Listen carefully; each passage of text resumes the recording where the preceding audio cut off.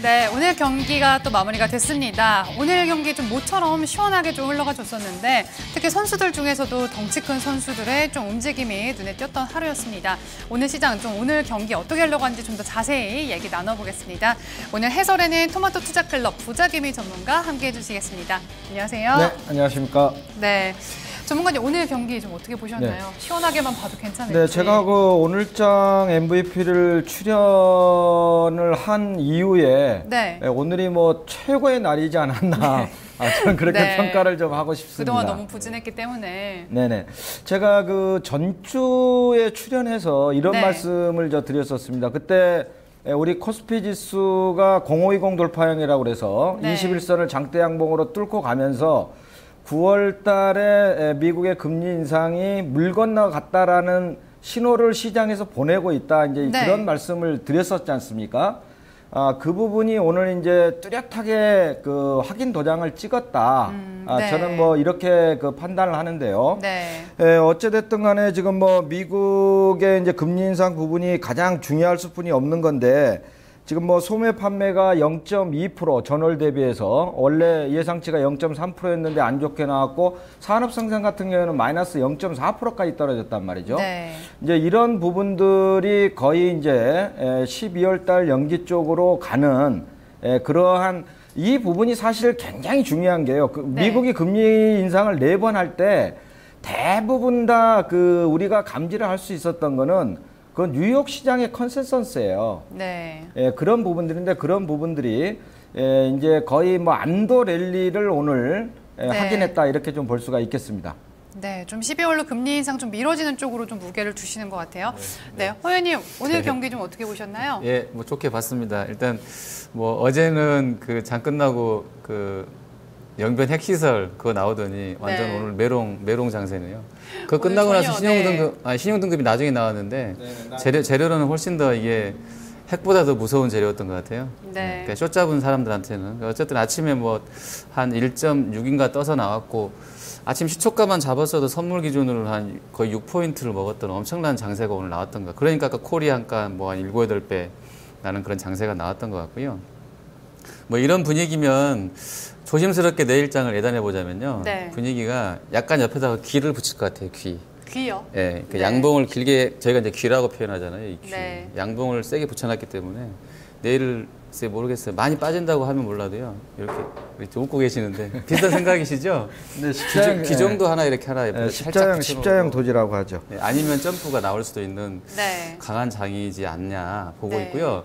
그 위안화가 6.37 뭐 3 얼마까지 내려왔잖아요. 그것 때문에 8월 11일 날 이후로 많이 빠졌던 부분도 있잖아요, 우리가. 근데 네. 거의 원상복귀가 된 상태고 미국은 이제 금리를 올린다는 부분이 점점 다가오면서 재료로서는 이제 가치가 없어져 가고 있고 네. 9월 달에. 그래서 분위기가 뭐 나쁘지 않다. 근데 오늘 또 신용까지 올려주셔가지고 네. 네, 좋은 것 내일장도 같습니다. 좀 기대를 해볼 만 하겠네요, 네, 그러면. 네, 네. 알겠습니다. 자, 오늘 이렇게 좀 강한 장이 좀 연출됐던 가운데 오늘 선수들 라인업은 좀 어떻게 구성이 됐을까요? 오늘 라인업 살펴보겠습니다. 네, 오늘 1번 타자는 한화케미칼이 자리를 했습니다. 2번 타자의 코스맥스, 3번 타자에는 삼성 엔지니어링이 올라왔네요. 또 오늘 경기 4번 타자는 현대차가 이름을 올렸습니다. 5번 타자는 삼성중공업, 또 6번 타자로는 NH투자증권이 이름 올렸고요. 7번 타자로는 민엔지, 또 8번 타자의 서울반도체, 9번 타자로는 쌍방울이 랭크가 됐습니다. 네, 자 이렇게 오늘 9명의 또 라인업 선수들 살펴봤습니다. 전문가님 오늘 라인업 어떤가요? 네, 오늘 라인업도 마찬가지입니다. 제가 그 오늘장 MVP 출연한 중에서 업종이 하나도 겹치지 않고 네. 따로 지금 선수들이 아주 구성이 잘 됐거든요. 1번 타자 지금 화학부, 화학. 네. 그다음에 2번 타자가 화장품, 3번 타자 건설, 4번 타자 자동차, 네. 5번 타자 조선, 6번 타자 증권, 7번 타자 핀테크, 8번 타자 LED, 9번 네, 타자 섬유. 쌍방울까지. 네. 정말 골고루 선수들이 오늘 구성이 됐어요. 네, 이만큼 이제 시장이 상당히 탄탄하게 움직였다라는 거를 지금 선수 선발에서도 역력히 볼 수가 있겠습니다. 네. 알겠습니다. 자, 허연님 평가도 좀 들어볼게요. 오늘 저도, 라인업 총평. 저도 좋습니다. 나이스한데요. 정말 네. 나이스 하나만 더 들어줬으면 좋았을 뻔했네요.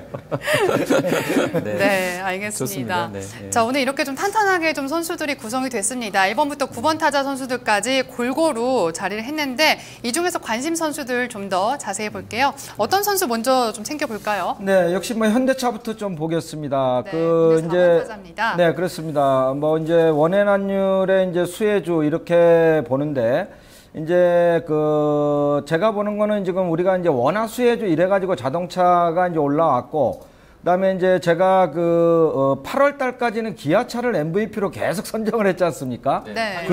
네네, 환율 부분 때문에 이제 그렇게 했었고 이제 8월 1일 날 7월 달까지 아니 9월 1일 날 8월 달에 출고 통계가 나온 이후로 네. 현대차로 좀 말을 바꿔타자 타픽을 좀 더 좋았었죠. 네네 이렇게 네. 제가 말씀을 드렸지 않습니까? 이제 그런 부분이 지금 연속이 되고 있다 이렇게 보는데 어쨌든 뭐 미국의 금리 인상이 12월 달로 뭐 연기된다고 하더라도 제가 보는 거는 지금 우리 원달러보다는 원외환율이 지금 상당히 중요하거든요. 이게 네. 이제 900원 밑에까지 이제 빠졌다가 100원 기준으로 100엔 기준으로 따졌을 때 900원 밑에까지 깨졌지 않습니까? 893원인가까지 갔었단 말이에요. 그랬다가 지금 뭐 980원 이상으로 지금 올라와 있기 때문에 특히 이제 일본과의 경쟁력 이런 부분에서 지금 미국하고 유럽 쪽도 상당히 기준 판매량이 꾸준하게 유지가 좀 되고 있고 네. 그다음에 이제 그동안에 가장 큰 문제가 리스크로 작용했던 중국 시장 이 부분이 이제 가격 인하로 출고량이 좀 늘어나고 그다음에 신차 모멘텀 나오고 네. 그다음에 이제 국내 쪽에서는 특소세 인하되면서 어느 정도 판매량이 좀 올라오고 있고 네. 아반떼 있죠 또. 네네 아반떼 네, 신차 네. 또 나왔고요. 네. 그런 측면에서 본다 그러면 지금으로서는 이제 뭐 지금 시장의 주도주는 없지만 분명한 선도 업종의 선도 섹터다. 예, 이렇게 좀 현대차는 보고 네. 일단 주도적인 매매를 해도 좋을 것 같습니다. 네, 현대차 오늘 주가도 좋았는데 4개월 만에 16만 원 선 또 회복했다라는 점도 오늘 또 주가에서 특징적이었어요. 네. 이 현대차 좀 어떻게 보시나요? 네. 제가 준비하고 있었습니다.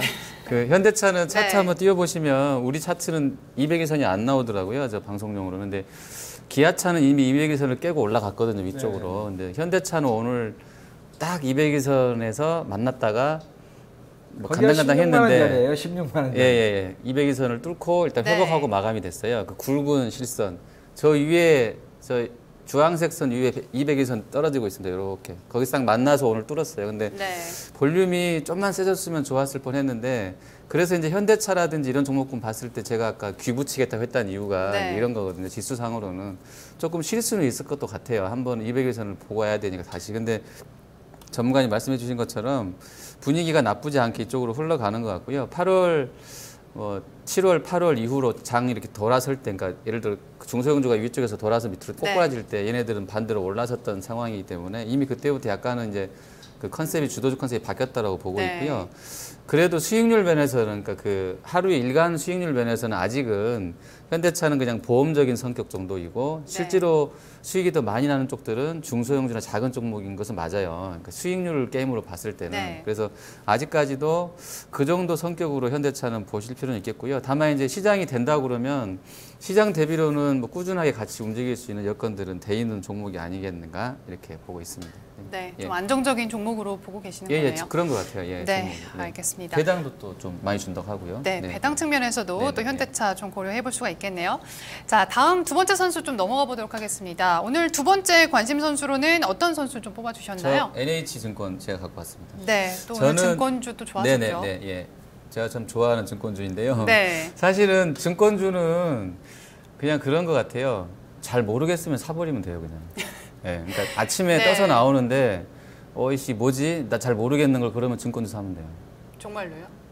아니 한번 보세요 차트 흐름을 구성을. 근데 이게 말이 네. 되는 게요. 시장이 일단 아침에 떠서 나온다는 거는 내가 모르는 어떤 재료가 있다는 거잖아요. 근데 네. 이제 거기서 뭐 사야 되지 어용부영 하다 보면 막 시세가 나잖아요. 네. 그럴 때 제일 쉽게 살 수 있는 종목이 증권주죠. 그러니까 그럼 대중주라고 하는 거죠. 그래서 네. 그 건설, 중에서 증권 뭐 이런 쪽. 또 NH투자증권을 또 뽑아 주셨어요. 아, 예. 주가 네. 지금 나가고 있는데 정확하게 반토막입니다. 이렇게 빠진 증권주가 별로 없어요.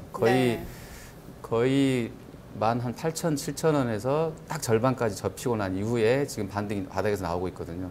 이런 컨셉이 요즘 시장에 잘 먹히더라고요. 단기에 그냥 네. 막 한 20%까지 나올 수도 있는 종목인 것 같고요. 그리고 실적 부분에서도 나쁘지 않습니다. 그리고 미래가 대우를 가져가서 더 커지면 몰라도 지금 어떻게 보면 1등 주식이거든요. NH가 뭐 규모 면에서는 그래서 네. 의미가 있겠고 금리를 만약에 이번에 올려도 한동안 안 올리겠다고 하면 우리나라도 별로 안 올릴 것 같거든요. 네. 그런 면에서는 채권도 한 10조 원 이상 들고 있으니 NH는 더 긍정적이다 이렇게 볼 수 있을 것 같고 PBR도 0.6 네. 이 정도밖에 안 나옵니다. 네. 셉니다. 좋습니다. 알겠습니다. 예, 뭐 예. 일단 이번 주 변수가 확인되고 나면 증권주에 대한 관심도 높아질 것 같은데 NH투자증권 포함해서 또 증권주에 대한 코멘트 좀 해주시죠.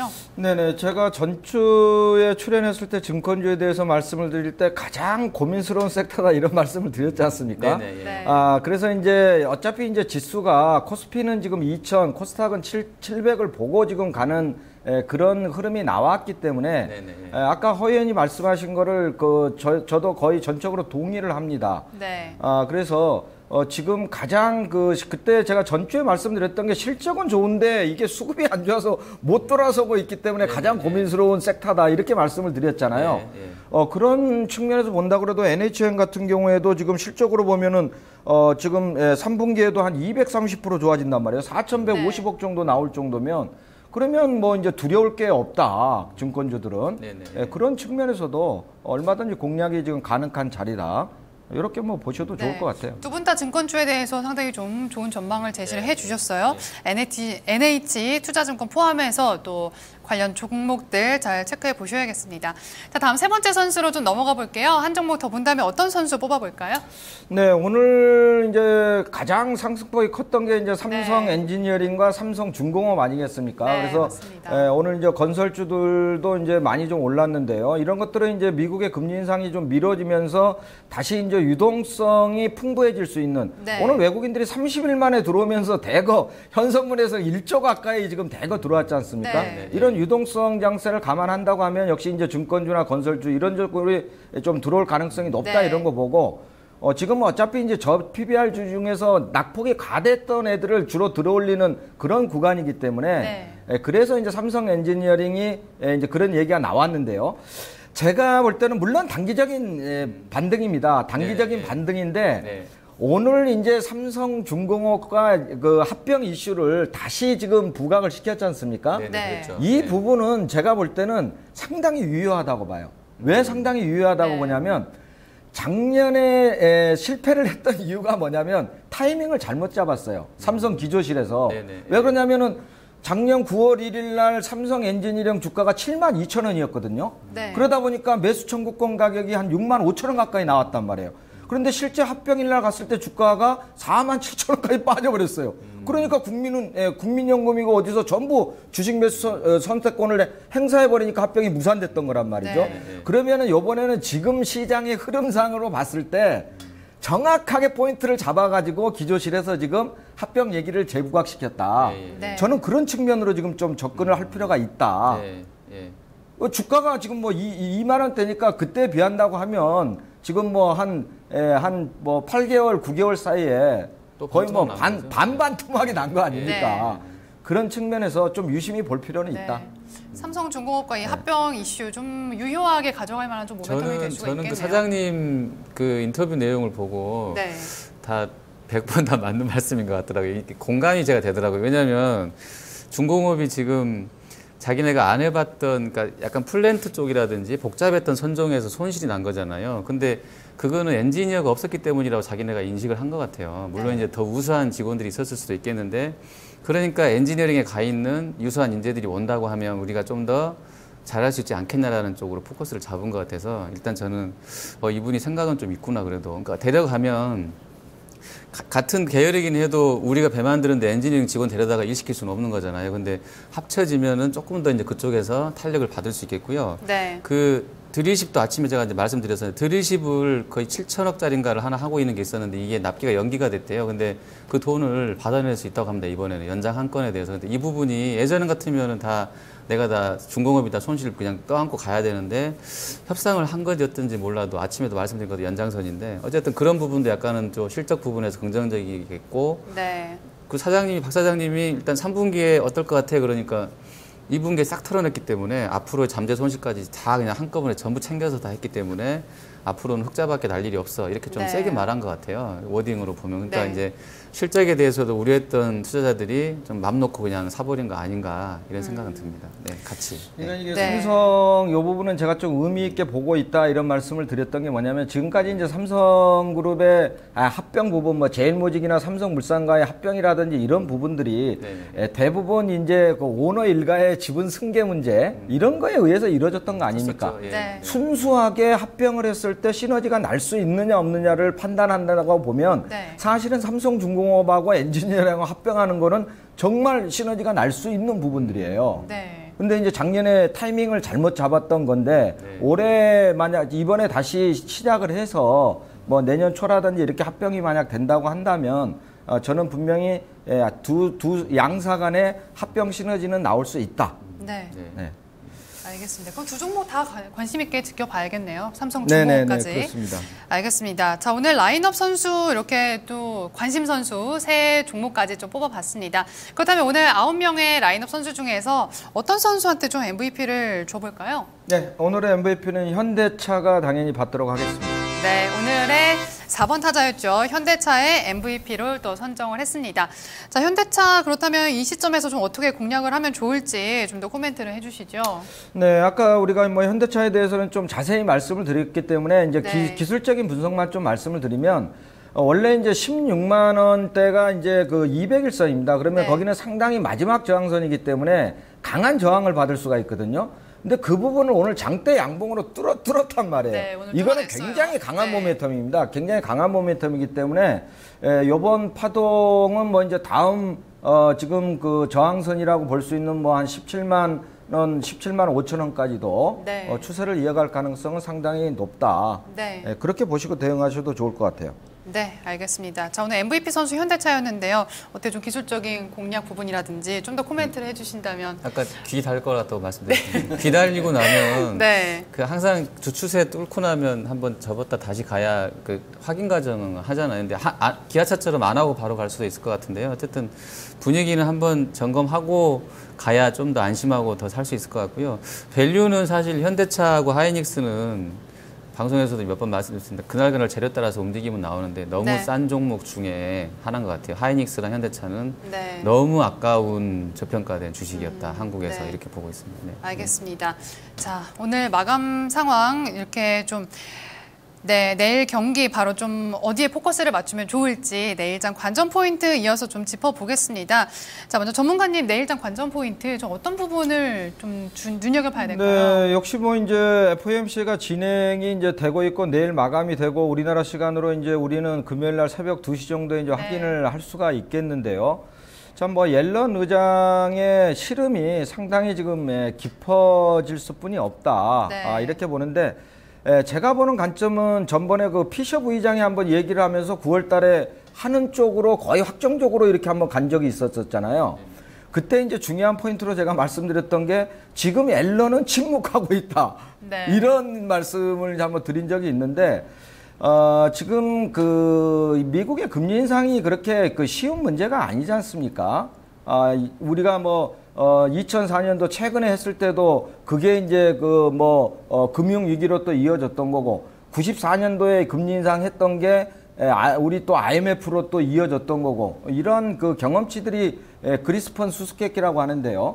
그 고민 부분들이 많기 때문에 제가 볼 때는 또 옐런 의장은 비둘기파고 시장에 친화적인 이런 분이기 때문에 무리해서 할 이유는 없다. 네. 여기서 단추 한번 처음에 잘못 끼게 되면 글로벌 경제가 전부 뒤틀릴 수가 있다라는 걸 분명히 아시고 계시기 때문에 이제 그런 부분 쪽에 어차피 저는 좀 이 앞주부터 그 포커싱을 마치고 이제 포트를 좀 운영했거든요. 네. 그러한 개념으로 좀 이해를 하고 가자. 아무튼 뭐 이렇게 좀 보고 있고요.